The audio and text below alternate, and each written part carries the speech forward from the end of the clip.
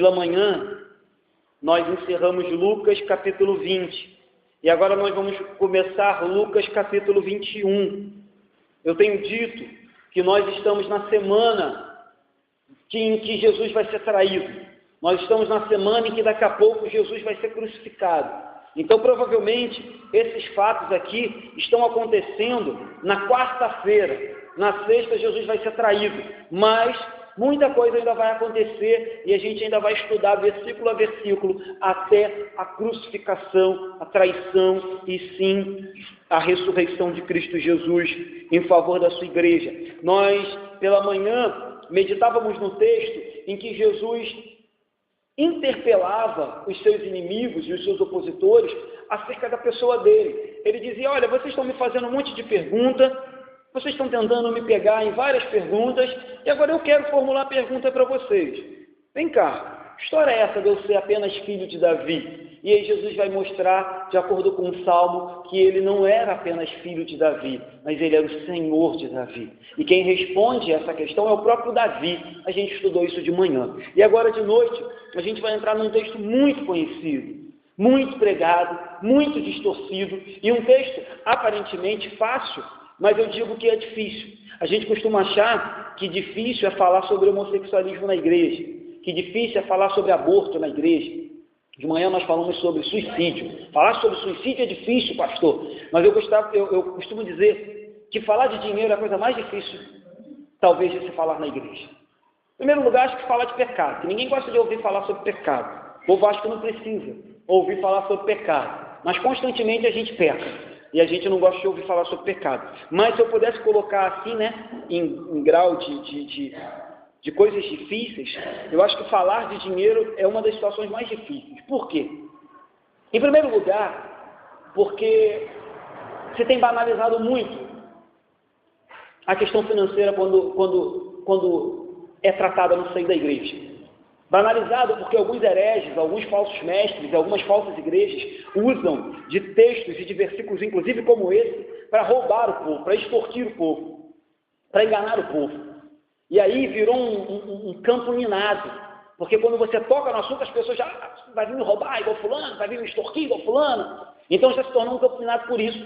Por outro lado, se tornou um campo minado também, porque, queridos, vamos ser sinceros, alguns crentes têm um coração no bolso, né? Alguns crentes têm uma cobra no bolso, um jacaré no bolso. Você pode falar mal dele, pode falar na mãe dele, mas não fala no bolso dele, não fala na carteira dele, que você vai arrumar um problema com ele, vai virar seu inimigo, vai ficar chateado com você, fala mal do time dele, fala mal do Flamengo, mas não fala na carteira. Então tem esses dois problemas.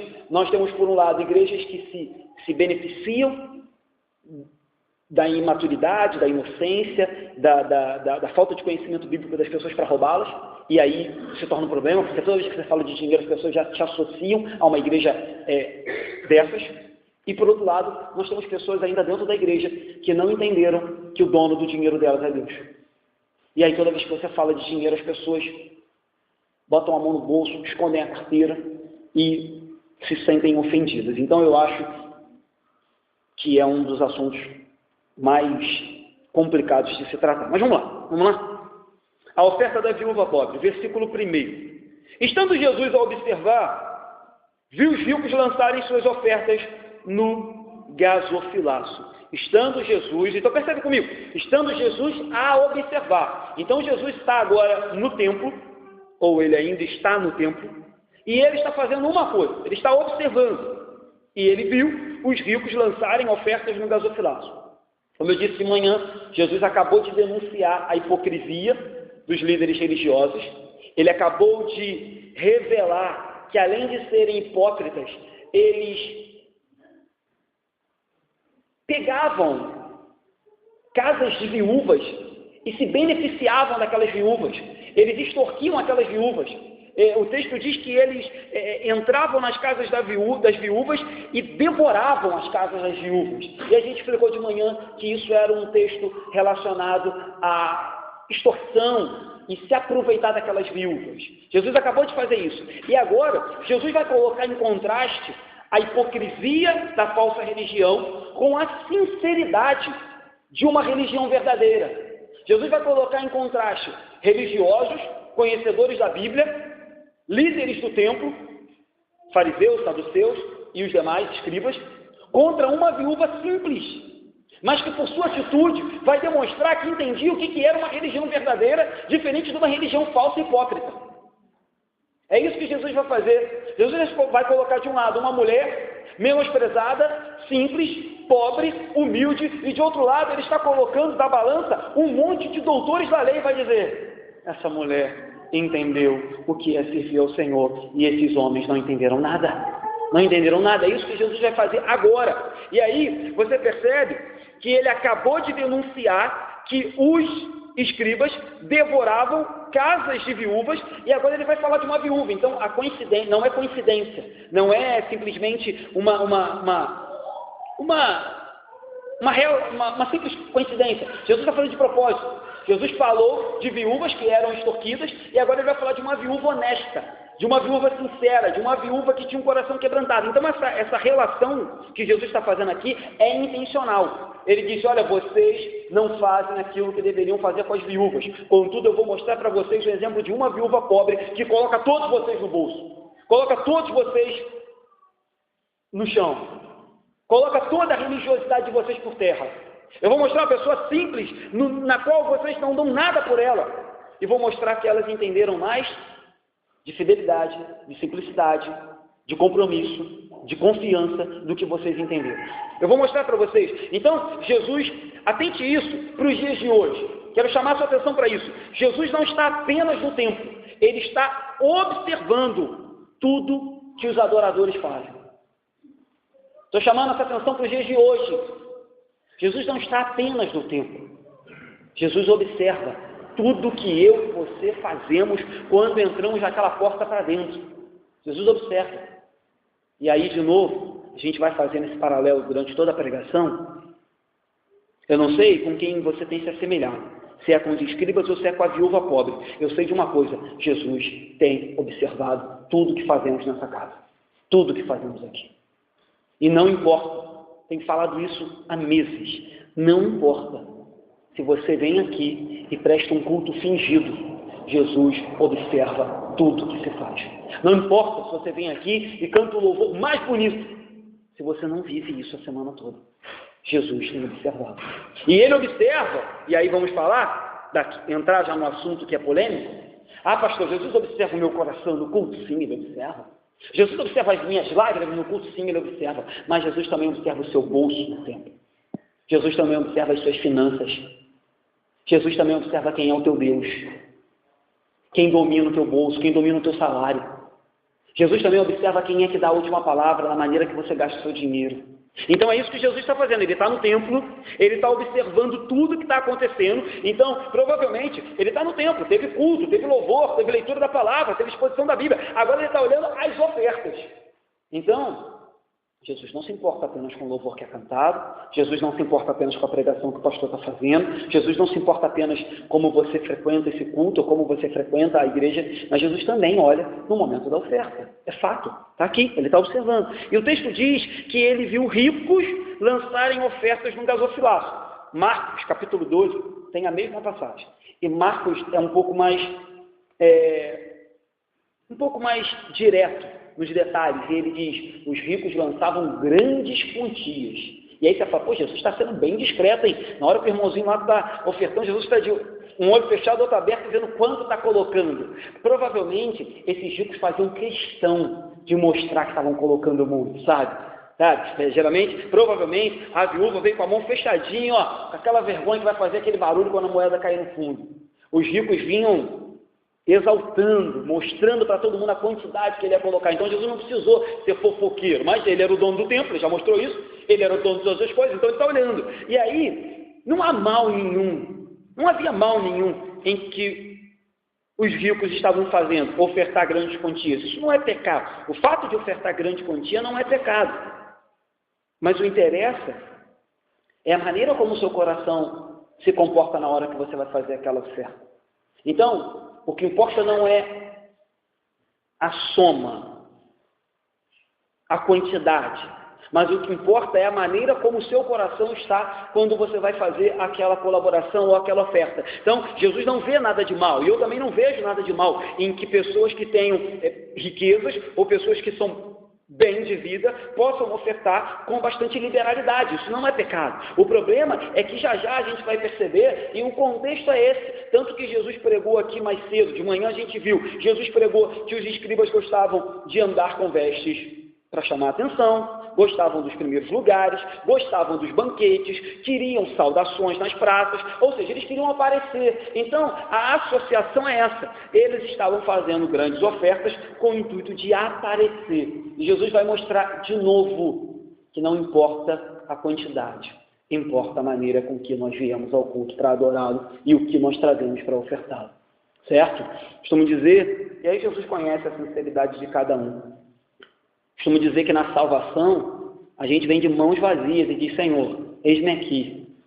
Não tenho nada para te oferecer em troca da minha salvação. Só eu e pecados.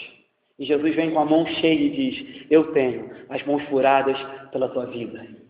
Então, a gente foi salvo de graça.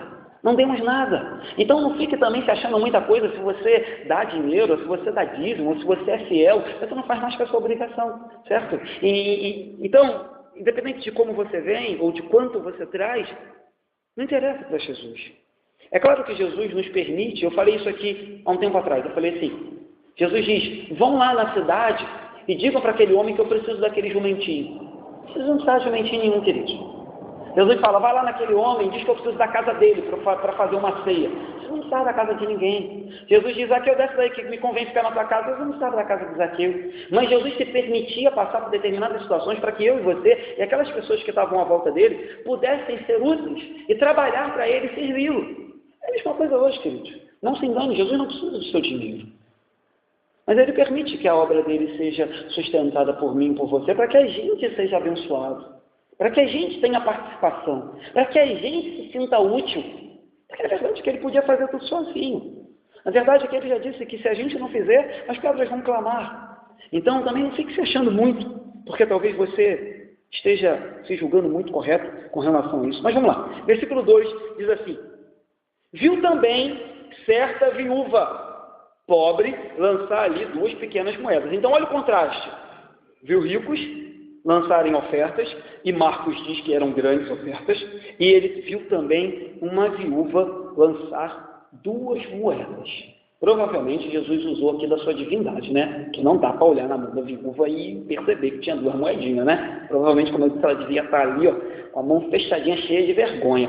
E aí você vê, como eu disse, que Jesus não desprezou a oferta dos ricos simplesmente por ser vultuosa. Ele vai desprezar a oferta dos ricos porque eles estavam fazendo com o coração totalmente errado, com o coração totalmente distorcido. Mas você vê que Jesus vê a oferta dos ricos, não fala nada, em compensação, ele chama a atenção para uma oferta que na grande maioria passaria de ser desapercebido. E claramente, ainda que de forma silenciosa, Jesus está fazendo uma crítica, porque se esperava, vamos ser honestos, suponhamos que nós estejamos aqui no culto, ou então na festa da alegria, e de repente alguém apareça aí, festa da Empim, e diga assim, olha, eu vim aqui ofertar essa quantia. Nós vamos dar destaque, vamos falar, olha, fulano veio aqui e doou um carro para ser sorteado no brinde da festa da alegria, ou da festa da Empim. A gente vai achar o máximo, a gente vai dar destaque para isso. Mas Jesus vai totalmente na contramão e fala assim, não, eu quero chamar a atenção da oferta daquela viúva. Eu quero que vocês parem tudo que vocês estão fazendo e olhem para aquela mulher. Percebe? Como que a gente também, ainda que de forma, às vezes, nem maldosa, a gente faz isso. A gente dá destaque para aquilo que tem mais vulto, para aquilo que chama mais atenção. Jesus fala, não, para tudo. Eu quero que vocês olhem para aquela mulher. Uma quantia que, segundo os teólogos, significava $0,25. Sabe o que é 1/4 de centavo de dólar? É pegar um centavo de dólar e dividir em 4. É isso. Um pedacinho daquele ali era o que essa viúva estava ofertando. Então, assim, segundo as normas humanas, segundo a economia da época, aquela lã não estava dando nada. Não ia mudar nada. Não ia fazer diferença nenhuma se ela desce ou se ela não desce. Não ia fazer diferença. É como, de novo, se hoje alguém chegasse aqui e falasse, olha, eu vim aqui dar uma bala aqui para vocês sortearem no final da festa.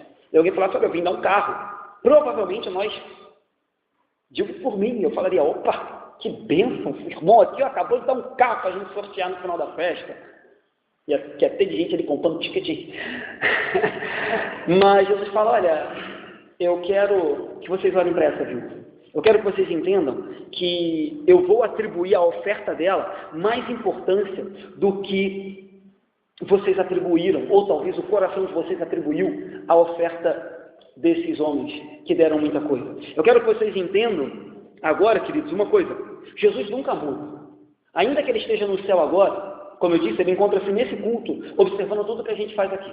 E se Jesus nunca muda, eu gostaria de dizer que a relação dele com essas coisas continua a mesma. Certo? Ele não se deixa levar por quanto você dá, ou por quem você é, ou por quanto você tem. Pelo título que você carrega, pela faculdade que você tem, pelo carro que você anda, pela casa que você tem. Ele não se deixa. Então entenda, Jesus nunca muda. E com relações a finanças ele também não muda. Ele é o mesmo. Ele não vai ser comprado pelo meu e pela tua oferta, pela minha e pela tua posição, pela minha e pela tua condição. Ele é o mesmo. Então o que ele está querendo dizer é que nada é insignificante para ele, nada. O mesmo Deus que criou o sol foi o Deus que criou a grama. E se ele se importou, e se ele se interessou em criar tanto as grandes coisas como as pequenas coisas, se ele estava no templo e parou tudo, Marcos diz que ele para os discípulos e fala, para, preste atenção, vou te dizer uma coisa, essa mulher fez algo diferente, essa mulher fez algo que merece destaque, ou seja, eu estou interessado até nas pequenas coisas, eu não encho os meus olhos com coisas banais, eu estou interessado nas pequenas coisas, eu quero ver o coração de cada um, eu quero ver o que se passa por dentro de cada uma das pessoas, e não simplesmente o que elas trazem, simplesmente para mostrar que estão trazendo, não me interessa. Entenda uma coisa, a Bíblia diz que os olhos do Senhor percorrem toda a face da terra. E aí, de novo, vamos fazer um paralelo aqui, às vezes a gente acha que precisa de muito para que Deus perceba a nossa vida. Às vezes a gente acha que a gente precisa estar pregando no ministério, em destaque. Às vezes a gente acha que a gente precisa ser alguém de sucesso, ter uma boa faculdade, ter um bom emprego, para que Jesus pare e fale, olha, agora eu notei você, hein, rapaz, passou no concurso, se formou na faculdade, pare com isso. Quando você era miserável, pecador, vivia uma vida totalmente corrupta, Ele notou você, te chamou e te recuperou e te regenerou. Aí agora a gente vem para a igreja e acha que Jesus fica esperando muito. Que Jesus quer ver muito, ele quer ver apenas pecadores sinceros o servindo de coração. É isso que ele quer. Ah, mas Deus deve olhar com destaque para o pastor, não é possível, o pastor prega todo domingo, pare com essa bobagem. Ele se importa com as mínimas coisas e com os mínimos detalhes. Há um tempo atrás eu falei aqui nessa igreja, e hoje vamos aproveitar que tem mais gente aqui, para que você ouça isso. Entenda uma coisa, queridos, Deus não te colocou aqui nessa igreja à toa, por acaso, para você ser peça de decoração, para você ser mais um no banco. Existem mais de 100 igrejas de Santo Aleixo. Se Deus te convenceu a fazer parte dessa, Ele tem algo para você aqui nessa igreja, Ele tem um lugar para você nessa igreja, Ele tem uma posição para você nessa igreja, que não pode ser ocupada nem pelo pastor, tem que ser ocupada por você, porque Deus está preocupado nos mínimos detalhes. Ele está preocupado desde o pastor até o Fernando, que vai ser o mais novo membro que daqui a pouco está chegando. Ah, não, Deus deve se importar mais com a pregação. Não é. Deus se importa com tudo. Tudo que diz respeito à sua casa, tudo que diz respeito à minha e à tua vida, Deus se importa. Então não fique querendo mensurar o que importa mais para Deus. Quem importa mais para Deus? Quem chama mais a atenção de Deus? Deus tem um corpo. Esse corpo chamado Igreja Congregacional de Andorinhas. E Ele formou esse corpo de pessoas diferentes, que pensam diferente, têm idade diferente, história de vida diferente, família diferente. E Ele se importa com o corpo do jeito que está. Por isso que a gente se importa tanto com quando alguns irmãos se afastam, quando alguns irmãos ficam distantes, quando alguns irmãos vão embora, porque faz parte desse corpo. E Cristo estabeleceu esse corpo. E se Ele estabeleceu esse corpo, Ele tem algo com esse corpo. Mas se você não tem se sentido parte desse corpo, aí eu confesso, olha Cristo para que Ele te leve para uma outra igreja. Para que lá você se sinta parte do corpo e entenda qual é o teu lugar. Mas não é por acaso que Jesus tem te trazido para essa igreja, ou que Jesus te tirou de outra igreja e te trouxe para cá. Pense, existem de novo 100 igrejas em Andorinhas. Por que essa? Por que essa? Será que foi por acaso? Devem ter igrejas maiores, mais bonitas. Devem ter pastores mais simpáticos. Devem ter pastores que pregam melhor do que esse. Devem ter ministérios de louvor melhores do que esse. Mas por que essa? Porque Ele se importa com os mínimos detalhes. Ninguém está aqui por acaso. Ninguém entrou por aquelas portas por acaso. Ninguém chegou aqui por acaso. Ninguém escolheu entrar nessa igreja. Você veio porque Ele te chamou soberanamente, porque Ele se importa desde o primeiro até o último que entrou por aquelas portas. Desde o membro mais antigo até o mais novo. A igreja é dele, certo? Reconhecer que Cristo leva em conta o que o homem é, o que a gente é, o que a gente tem dentro, e não o que a gente possui, preserva a gente de ser invejoso.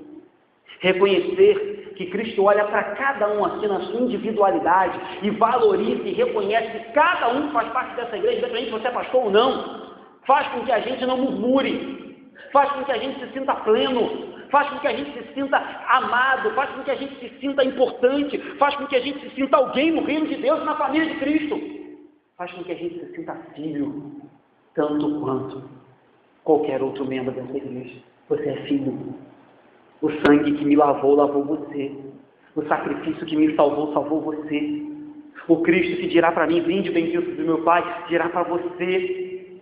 É o mesmo. Então entenda, reconhecer que Cristo se importa comigo, por causa de quem eu sou e não porque eu possuo, me livra de inveja, de murmuração, de olhar para o irmão e me sentir menor do que alguém, inferior a alguém. Me lembra que eu sou filho de Deus, adotado por Cristo Jesus, que eu sou co-herdeiro das promessas de Cristo, que eu tenho um lugar reservado para mim no céu, aonde ninguém pode ocupar. Ele diz que você tem um lugar nessa igreja que ninguém pode ocupar, e você tem um lugar no céu que ninguém pode ocupar.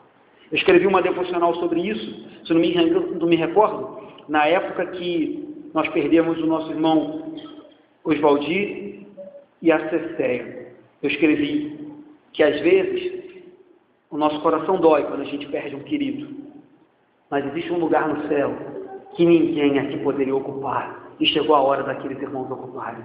Existe uma coroa, existe um trono, existe um nome, existe uma bênção, existe um abraço que só eles poderiam receber, e era a hora deles receberem. E vai chegar a nossa. Então, assim como existe um lugar que só você pode ocupar aqui, existe um lugar reservado para mim e para você na glória, que ninguém pode ocupar.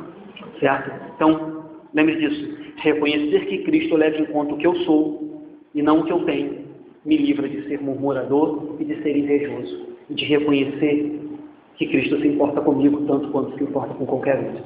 Vamos seguir? 3, 4.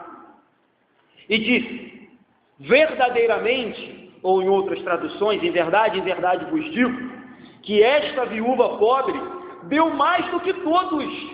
E aí Jesus vai explicar por que ela deu mais que todos. Porque todos estes deram como oferta daquilo que lhe sobrava, esta, porém, da sua pobreza, deu tudo o que possuía, todo o seu sustento.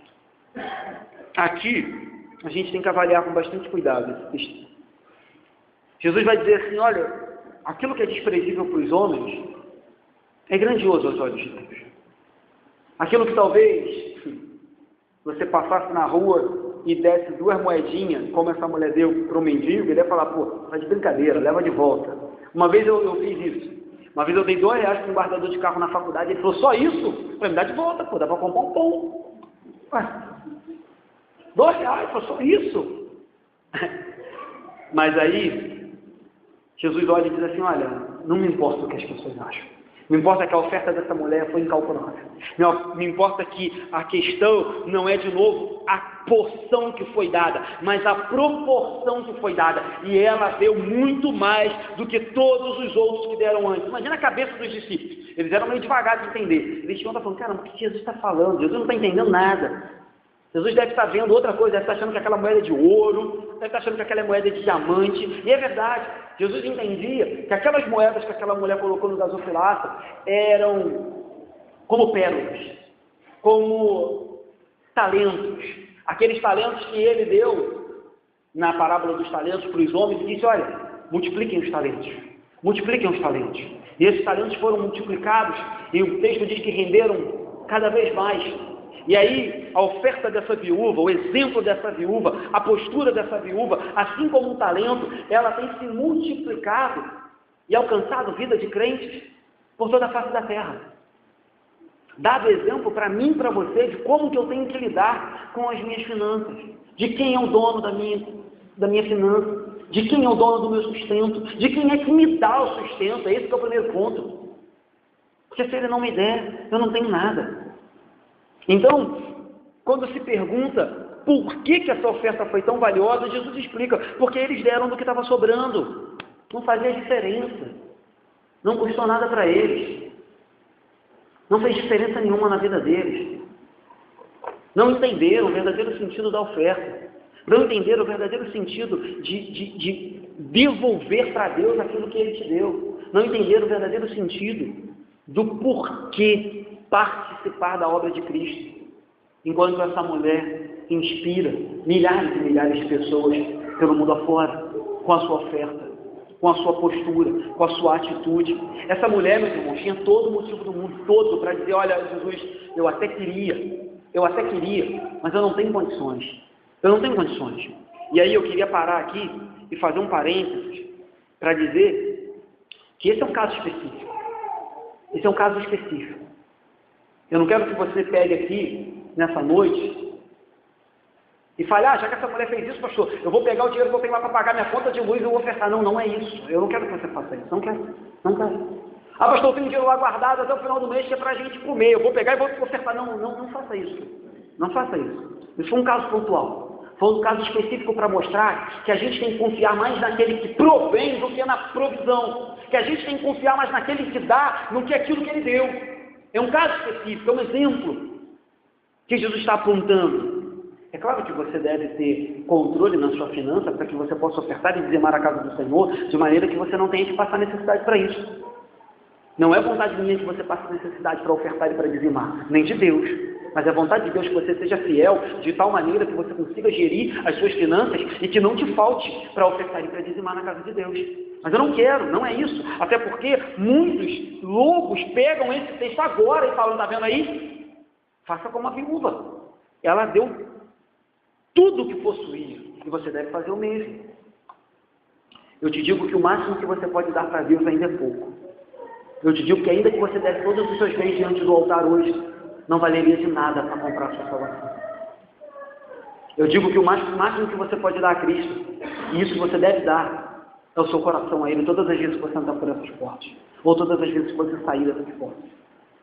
É isso que eu te digo. Então, eu não quero em momento algum que você entenda que isso aqui é uma regra, e que quando você tiver apenas com dinheiro para comprar o pão, você deve pegar e doar na casa do Senhor, não. O Senhor não nos dá fardo que a gente não possa carregar. Ele nunca vai exigir que você passe necessidade para ofertar na casa dele. Pelo contrário. Não é isso que eu quero. Eu quero que você entenda que essa mulher entendeu aquilo que poucos entendem. Que ela confiava no Deus mais do que ela confiava nessas duas moedas. Que ela confiava em Deus mais do que ela confiava no que ela podia comprar com aquelas duas moedas.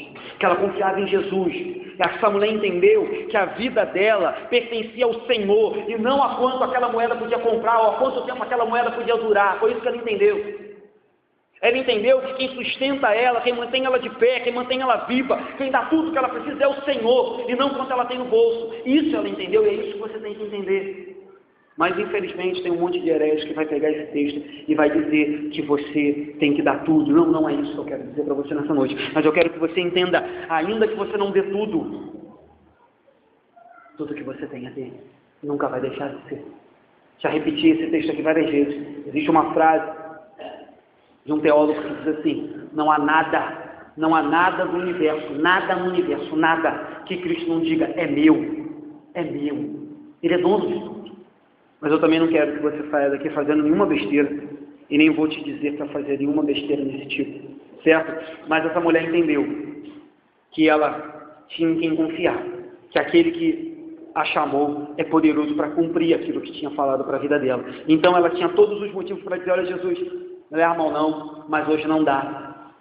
Até porque ela não estava ofertando para Jesus, né? Convenhamos, ela estava ofertando no templo, né? A gente está falando aqui de contexto de Antigo Testamento ainda. Jesus está no contexto de Antigo Testamento, do templo. Provavelmente era uma mulher judia que estava indo levar a sua oferta. E aí, trazendo para o dia de hoje, eu digo que infelizmente, devido a esses dois problemas que eu falei no início, alguns pastores que distorcem a Bíblia e outros irmãos que amam o dinheiro, infelizmente, poucos crentes entendem o privilégio. Primeiro eu vou dizer que é um privilégio, e depois eu vou dizer que é uma obrigação.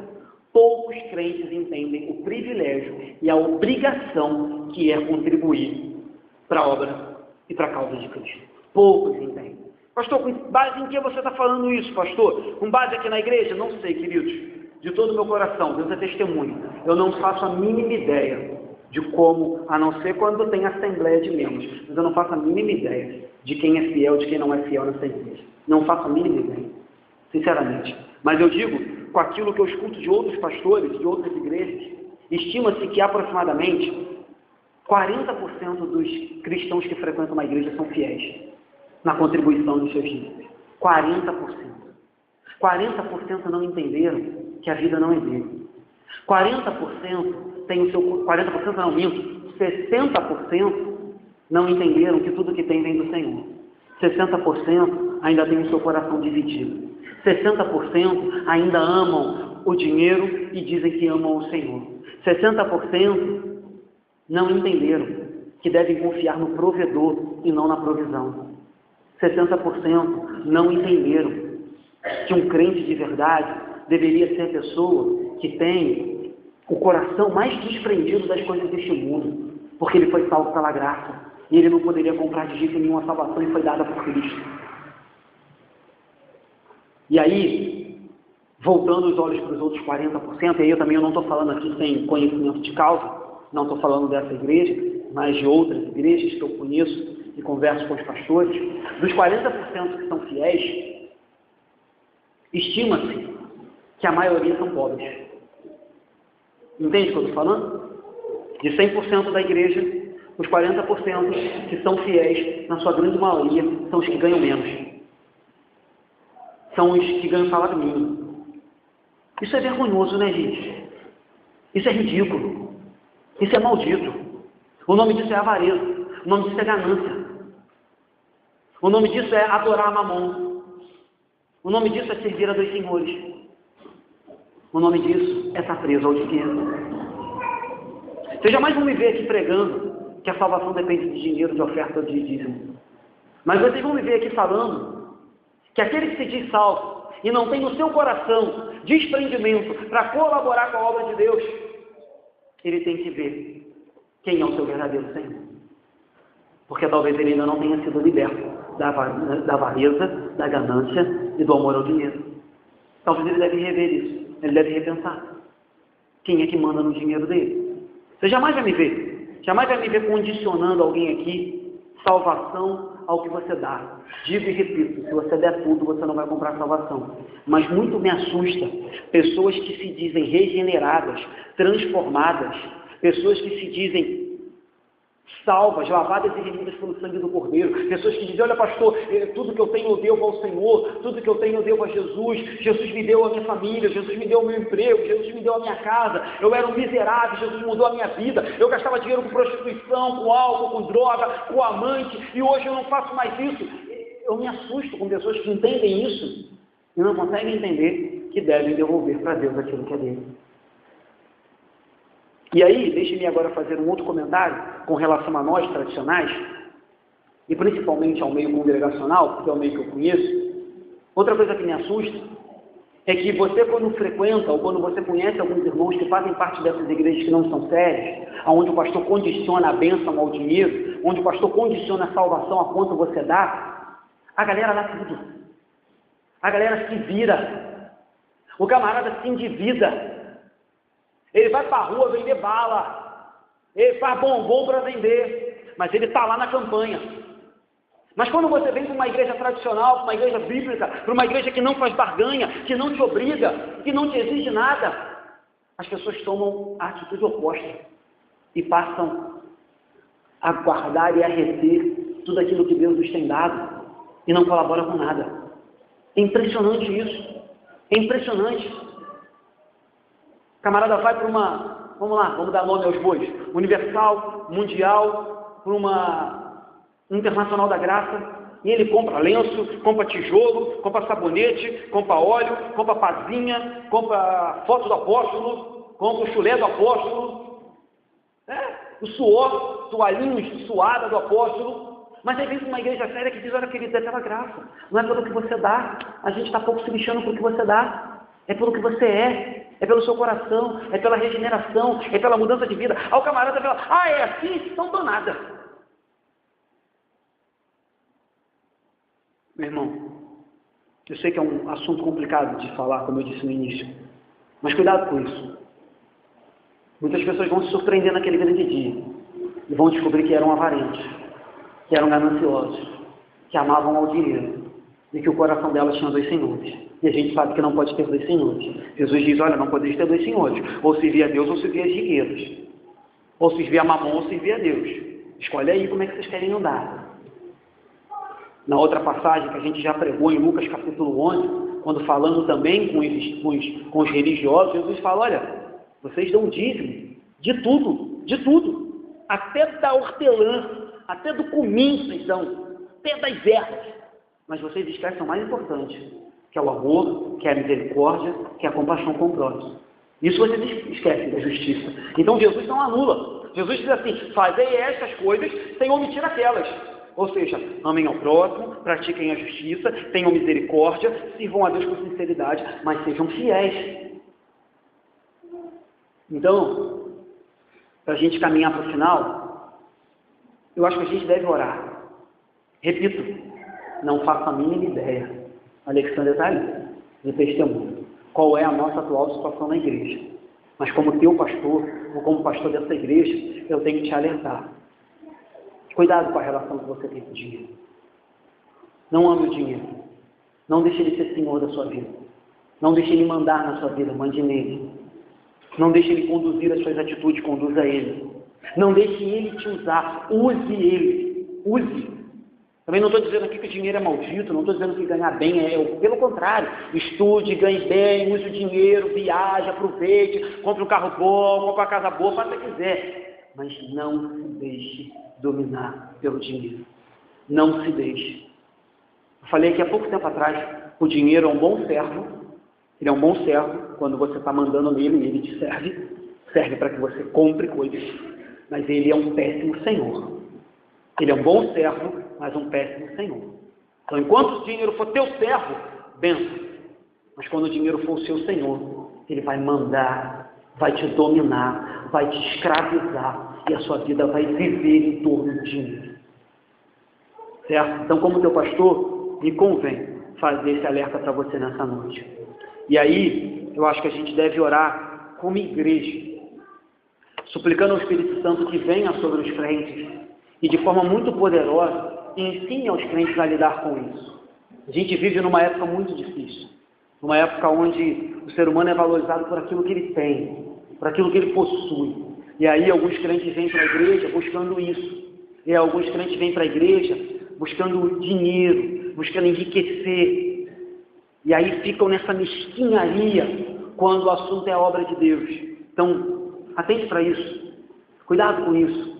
Vamos orar. Se você não tem vivido uma boa fase, se você não tem conseguido ser fiel ao Senhor, não estou aqui para te condenar não, mas estou aqui para dizer que você tem que orar e pedir que o Espírito Santo te dê graça, para que você saiba gerir as suas finanças, para que você saiba dominar o dinheiro que Deus tem te dado, para que você saiba usar bem o dinheiro que Deus tem te concedido, de maneira que você não adore ao dinheiro e não sirva ao dinheiro, de maneira que você possa ser fiel ao Senhor, para que Ele continue a ser fiel para contigo.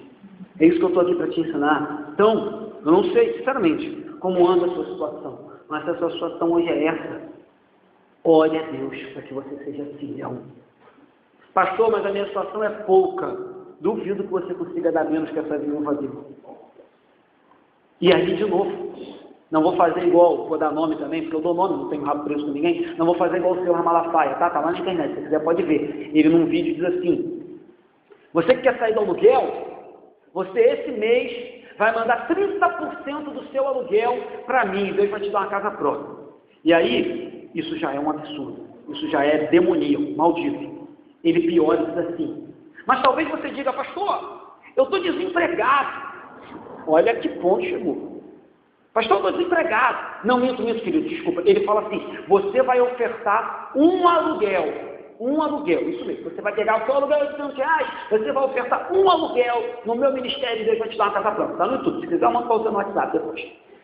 E aí ele diz assim: mas talvez você diga assim, pastor, mas eu estou desempregado, eu faço um bico. Olha que ponto ele chega. Ah, você faz um bico? Então vamos supor lá que no seu bico, ele diz isso, você conseguiu R$200, dê 30%. E Deus vai te dar uma casa própria, Deus vai te dar um emprego. Eu quero dizer para você que se você está desempregado, essa igreja vai te ajudar. Eu quero dizer para você que se você tem passado necessidade, procure essa igreja, que é obrigação nossa te ajudar. É isso que eu quero dizer. Eu não quero dizer que se você está desempregado, você tem que pegar do seu bico e doar dessa igreja. Deus conhece o seu coração. Deus conhece essa igreja. Deus conhece o meu coração. Mas também se você tem vivido abençoadamente por Deus, não seja enfermo, não seja ganancioso, não ame o dinheiro. Vocês fazem parte de uma igreja honesta, vocês fazem parte de uma igreja sincera. Sejam sinceros, sejam honestos, sejam fiéis. Ninguém está aqui para roubar vocês, pelo contrário. Ai de mim, o dia que eu assim pensar, que Deus me leve, me mate, que eu não chegue a esse ponto. Mas cuidado, para que a gente também não ame o dinheiro. Então, se você não tem condições de ofertar, Deus conhece. Deus vai sustentar essa igreja, de maneira inclusive que essa igreja possa te abençoar. Mas se você tem maneira de ofertar, se você tem condições de dizer, mas não tem feito, você está em pecado mesmo. Você está em pecado. E aí, de novo, eu não quero espiritualizar muito isso, mas certa feita conversando com um presbítero de uma igreja que me confessou isso, que lá na igreja só 40% das pessoas eram fiéis ao Senhor, e muitos problemas estavam acontecendo naquela igreja. Eu falei assim: olha, eu não gosto de espiritualizar as coisas. Os irmãos sabem que eu sou tradicional, que eu não sou muito de ficar colocando nada na conta do diabo. Mas convenhamos, irmãos, uma igreja, vamos colocar números assim, uma igreja de 100 membros, onde 60 são infiéis, 40 são fiéis. Você tem dúvida por que aquela igreja está tendo um monte de problema? Você tem dúvida por que toda hora está surgindo problema naquela igreja? 60% da igreja está em pecado. 60% da igreja vive em pecado. Serve ao dinheiro, serve a mamão. Talvez seja por isso. Eu falei para o presbítero, olha meu querido, não estou aqui generalizando. Mas provavelmente essa igreja esteja passando por grandes problemas, porque a maioria da igreja está em pecado. A gente nunca vai ter uma igreja 100% santa, querido. Nunca. Mas ai de mim, ser omisso e saber que mais da metade da igreja está em pecado e não fazer nada. Certo? Vamos terminar? A lição que fica aqui, meus irmãos, não é de barganha, nem de troca com Deus, mas de total entrega e confiança ao Deus que é o nosso dono. Então, a lição não é barganha nem troca. A lição é que a gente tem que se entregar totalmente a Deus e confiar plenamente nele. Certo?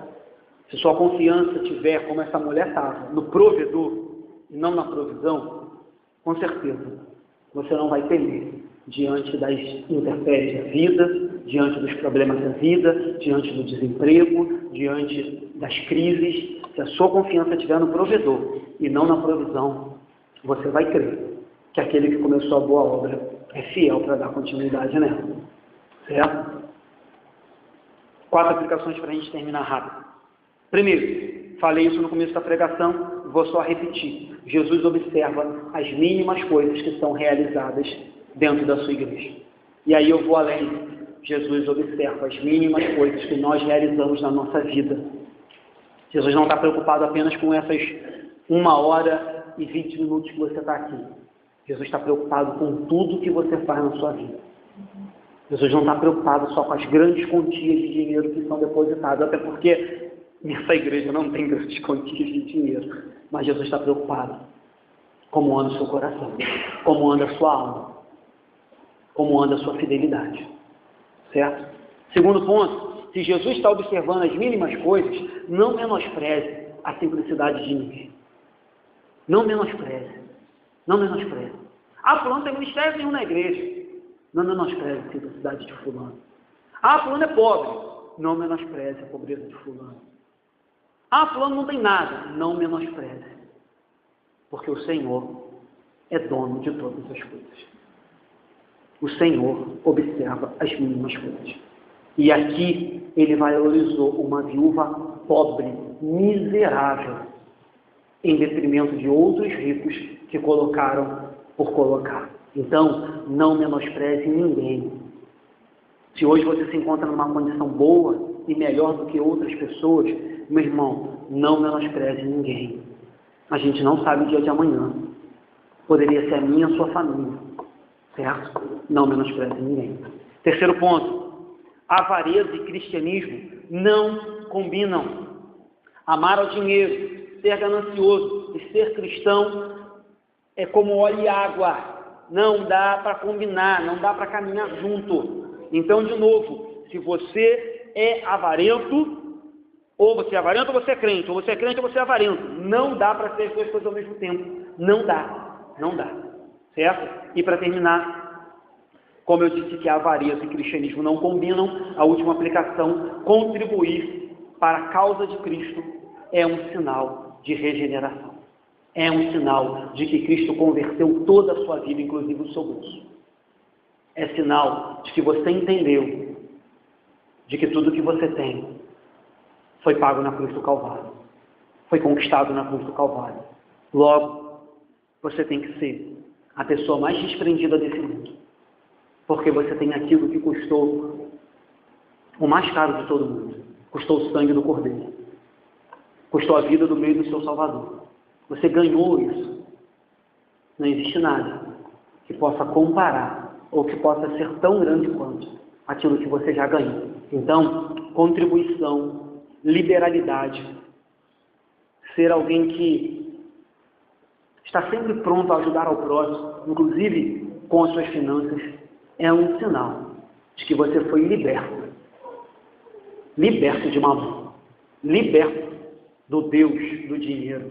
E que hoje você não é mais escravo do dinheiro. Pelo contrário, ele te serve. E você usa ele para a glória de Deus. E para que a sua vida seja uma boa vida. Isso não é pecado. Mas que a glória de Deus seja manifesta toda vez que você usufruir do dinheiro que ele te dá. Amém, queridos? Vamos terminar? Ficar de pé?